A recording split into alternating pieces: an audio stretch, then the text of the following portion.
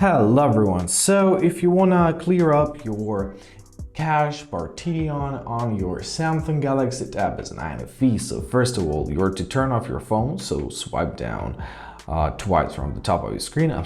You're to turn off your tablet. Now press on the power off menu, choose power off. Let's do that again, Now as it powered off, make sure that your laptop is plugged to your tablet. Make sure that your tablet is plugged to your laptop. All right, now let's enter our recovery mode. So to do that, you're to hold power button right here at the top and your volume up button simultaneously. So let's do this.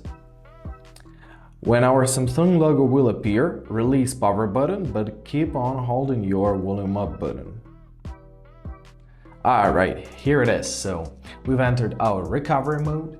Now in our recovery mode, we are to find our wipe cache partition. So to do that, navigate to your recovery mode with your volume down and volume up buttons. Now find your wipe cache partition and confirm your choice by pressing the power key. Press yes. Now press reboot system now, and you will be rebooted to your normal Samsung mode. And that's it. I hope this video was helpful. Thank you so much for watching and have a great day.